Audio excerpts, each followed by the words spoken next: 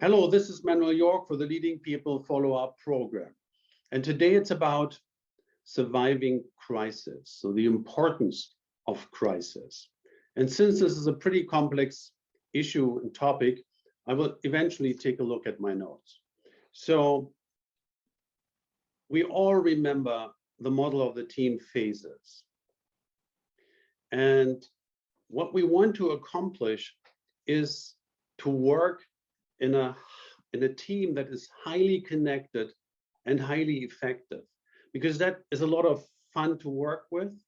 And it is finding solutions, making decisions, accomplishing valuable goals, and be successful. This is what we all want, and to earn money with that. So this is when you have a highly successful and connected and effective team, you will be able to do that. So this is what we all want. And as a team leader, you want to develop your team to such a quality level. Question is how to get there. And there is one factor that you cannot influence. And this is the factor of crisis. So sometime crisis will occur. And one of the key factors of growing a team to a really high quality level is that they have survived a crisis. Why is that so? Well, the reason is when I don't know if you have ever seen that, if you ever moved through a crisis and you reached the state that you survived and overcame the crisis and came back together and realized what happened and what you have accomplished. So if they happen to stay together, if it's the same team that has survived the crisis, they will look at each other, and what they have learned is another level of their resilience, of their competence. They have seen that they can manage situations at a certain limit, and that raises your competence. And this is something you cannot simulate. So crisis is somehow a very important factor to reach this very high level of team quality. So again, you cannot influence it. It will occur or it will not. So, and if it occurs, the question is, what can you then do? And if you take a look at the team phase model, what you see there is that there are 4 types of crisis. This is when there are attacks from outside. This is when there's erosion from inside, like silent running turns into boring routine. The team erodes, the connection starts to fail and to fall apart. Or it could also be a vacuum, so that there is a lack of leadership and people just doing what they think, they follow their own instincts. Or instability. Instability is a quite interesting thing because it takes place when there will be changes in the future and you already know that, but there's a certain time that you have to overcome until that happens. And in the meantime, people start getting insecure because they start becoming afraid of what might happen in the future. So when you take a look at these 4 types of crisis, they have one thing in common. What they do is they confuse people, and people will feel a lack of orientation. And they start creating their own concerns and fears. So how can you deal with crisis? And here we come back to our tools, and it's always about reminding you of what you already know and encourage you to apply the tools that you already have. So, and think of the purpose story. So if a crisis occurs, the purpose story at a certain point will be interrupted, will be blocked.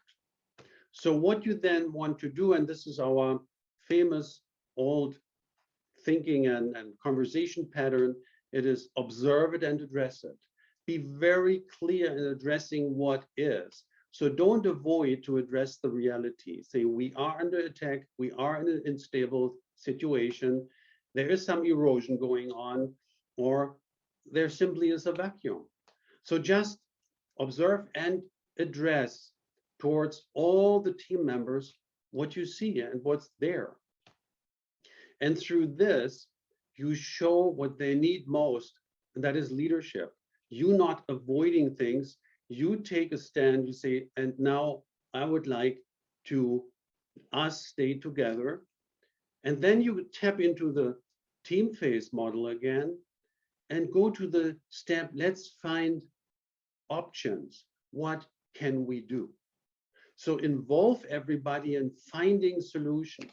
Don't think you have to find the solution alone. Just address what the situation is and then involve everybody in finding solutions. And sometimes, and I would like to warn you here or make you aware of it, sometimes when you have to find solution for uncertain situations, the solutions will not necessarily create certainty. They will not be totally 100% the right solutions. They are really options that you have to try and test. So there will always be a rest of uncertainty. So finding solutions in an uncertain environment always needs extra resilience and energy. So it might be draining out energy of the people you work with. So make sure that they stay strong, that they have that they stay in there, that they keep their resilience and encourage them to continue doing it. It is sometimes not an easy process, but again, observe, address, and then involve everybody in finding solutions, finding the next steps in this uncertain environment, and then stay there as a leader to very closely follow up what you decided and agreed to do jointly. So over this period of time, you have to invest a bit more presence to guide everybody through the process, to make yourself visible so that they get the feeling that there is someone taking care, that there is leadership, that's nobody avoiding it, and that there is some kind of structure that guides them through this period of uncertainty. So this is basically the advice.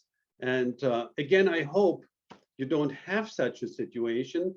Maybe sometimes crises occur on a very minor level, so small crisis. Then you can try and test it. And I hope that everything works fine for you and you don't need this lesson today.